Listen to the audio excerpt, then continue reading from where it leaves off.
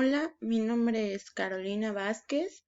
Voy a exponer la unidad 9 de Derecho Constitucional Mexicano del Instituto Universitario del Estado de México, que se llama Constitucionalidad de las relaciones Estado-Iglesia. Como ya lo hemos mencionado y como ya lo deberíamos de conocer todos los mexicanos, en el artículo 40 constitucional nos establece nuestra forma de gobierno y en ese mismo artículo nos dice que nos conformamos como una república laica, lo que quiere decir que ya tenemos una separación total de Iglesia y Estado. Vamos a comenzar a desarrollar esta unidad 9. En el tema 9.1 tenemos concepto de tres palabras. La primera es religión, la segunda es iglesia y la tercera es culto. Ahora bien, ¿qué es la religión? Bueno, pues la religión es un sistema de creencias, costumbres y símbolos establecidos en torno a una idea de la divinidad o de lo sagrado. La religión es la que conocemos como católica, cristiana, evangélica, budistas, todos esos son la religión. En muchos casos, al llegar a algunos lugares o, por ejemplo, a asistir a algunas reuniones, nos preguntan a qué religión pertenecemos, porque el simple hecho de que seamos un Estado laico no significa que tenemos derecho a agredir la religión de las demás personas. Ahora, ¿qué es la iglesia? Bueno, pues la iglesia es una edificación donde se desarrollan servicios religiosos públicos y se presentan imágenes o reliquias que son adoradas por los fieles. Para los que siempre nos han inculcado la Iglesia Católica, en cuanto nos menciona esa parte, iglesia, pues nos imaginamos luego, pues un edificio muy grande que tiene figuras, campanas, una cruz, pero también existen los cultos que son cristianos, que son como casitas igualmente, y cada persona, cada religión le da la edificación que quiera a su iglesia. Bueno, ahora, ¿qué es el culto? El culto es una serie de ritos, manifestaciones y celebraciones religiosas como forma de homenaje a una divinidad, una persona o un objeto con características divinas o sagradas. Aquí tenemos entre paréntesis como un santo o una reliquia. Pues los que somos religiosos ya saben que tenemos católicos, tenemos muchísimas figuras o representaciones de los santos a los que creemos. En los budistas pues tienen a Buda, en los cristianos tienen a su Cristo y así sucesivamente. Es hacer ritos o celebraciones hacia esa divinidad que nosotros tenemos como nuestro Dios, como nuestro alto personaje, por llamarlo así.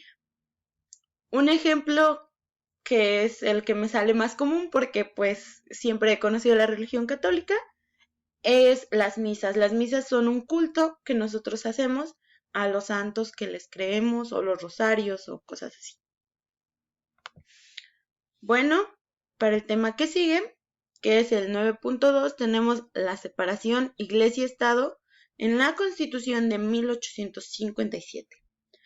Como lo sabemos, nuestra primera Constitución, que fue la de 1824, aún teníamos como única religión la católica, pero en la Constitución de 1857 se dio una separación total que realmente causó mucho revuelo entre la Iglesia y el Estado, porque como es conocido, la Iglesia tenía manipulación dentro del gobierno mexicano y tenía a su cargo muchas cosas que eran a su conveniencia.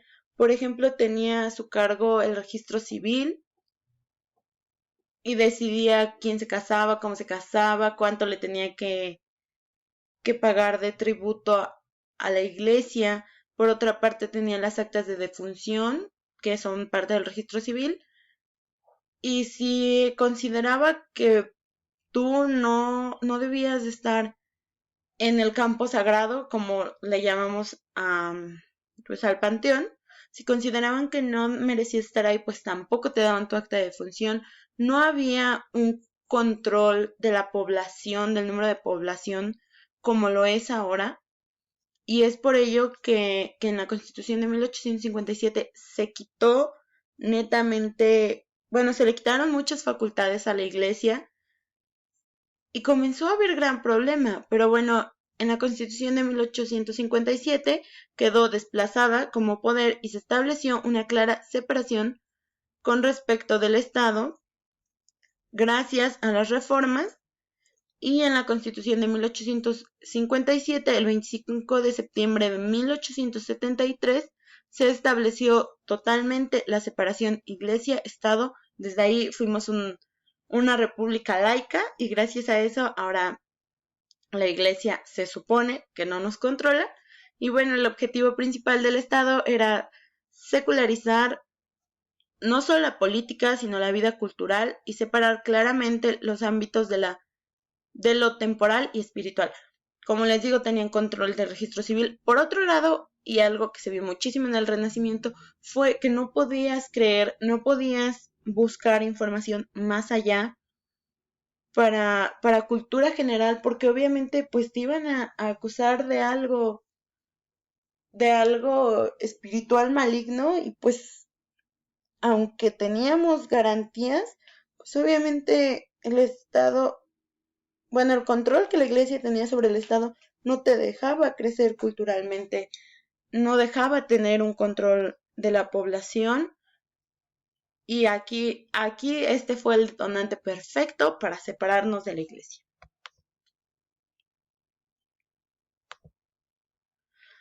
Bueno, en el tema 9.3 tenemos el análisis del texto original del artículo 130 de la Constitución de 1917. Como lo vemos, realmente está muy largo, está muy extenso y no es como lo conocemos ahora. Ahora lo conocemos como en varias fracciones y está más reducido y va enfocado a diferentes cosas, o a lo mejor se usan otros términos, pero este es el original. Está muy largo y no se trata de venir a leer, ni se trata de solo mostrarlo y le sacan captura ni nada. Aquí tengo los puntos más importantes que vienen dentro de ese texto demasiado largo. El primero es que corresponde a los poderes federales ejercer en materia de culto religioso y disciplina externa la intervención que designen las leyes. Las demás autoridades obrarán como auxiliares de la federación. Esto quiere decir que aquí se le entregó a los tres poderes que tenemos, ejecutivo, legislativo y federal, se les entregaron, se les entregó esta capacidad, esta competencia para legislar en cuestión de culto religioso. Luego el Congreso, la que sigue, el Congreso no puede dictar leyes estableciendo o prohibiendo religión cualquiera. Por otro lado, aunque nos separamos de la Iglesia, es lo que decía, cada quien puede creer en lo que quiera. Y el Congreso, aquí lo dice, en el texto original, que el Congreso no podía decir, todos vamos a creer otra vez en lo católico, o todos vamos a creer otra vez en lo cristiano. O sea, aquí ya cada quien puede creer en lo que quiera, siempre y cuando no afectes a terceras personas, ni tampoco vayas pues a organizar una secta o algo maligno, ¿no? Luego, esta tercer cuadrito dice, la ley no reconoce personalidad alguna a las agrupaciones religiosas denominadas iglesia. ¿Qué quiere decir esta parte?